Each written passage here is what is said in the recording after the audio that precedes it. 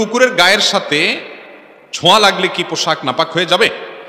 কুকুরের সাথে যদি আমাদের শরীর কাপড় চোপড় লাগে, বিশেষ করে শহরে গ্রামে সর্বত্র কুকুর ছুটোছুটি করে তখন কুকুরের গায়ের সাথে আমাদের গা কাপড় চোপড় অনেক সময় লাগে, স্পর্শ হয়, নাপাক হবে কিনা? খুব গুরুত্বপূর্ণ প্রশ্ন। এটার উত্তর হলো যে কুকুরের যে লালা এটা নাপাক, কুকুরের মুখের যে লালা এটা নাপাক। যদি কারোর কাপড়ে কারোর শরীরে কুকুরের লালা লাগে তাহলে ওইটা ধুইতে হয়, শুধু ধোয়াই নয়, নবী করিম সাল্লাল্লাহু আলাইহি সাল্লাম বলেছেন কোন পাত্রে যদি কুকুর মুখ দেয় ওইটাকে 7 বার ধুইতে হয়। কয়বার ধুইতে হয়? বিজ্ঞান গবেষণা করে হয়তো বাইর করছে বা করবে যে কুকুরের মুখে হয়তো এমন কোন জার্ম আছে যেটা এতবার না ধুইলে যাবে না, মারাত্মক কোনো কিছু হয়তো আছে, আল্লাহু আলাম।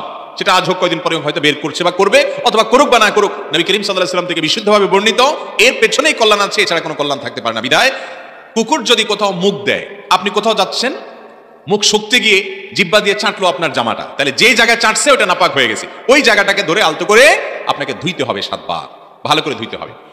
আর যদি কুকুরের শরীর লাগে, লালা লাগে নাই, জিহ্বা লাগে নাই, শুধু শরীরটা টাচ হয়েছে, এটা তো প্রায় হয় তাই না, দৌড় দেয়, ছোটাছুটি করে, তো শরীর যদি লাগে তাহলে সরাসরি নাপাক হবে না, কারণ হলো কুকুরের শরীরটা নাপাক না, লালাটা নাপাক। তবে কুকুরের শরীরে যদি তরল নাপাকি থাকে, কারণ যেখানে সেখানে সইসে যদি দেখেন নাপাক লেগে আছে, তাহলে সেটা আপনার গায়ে লাগলে নাপাক হবে।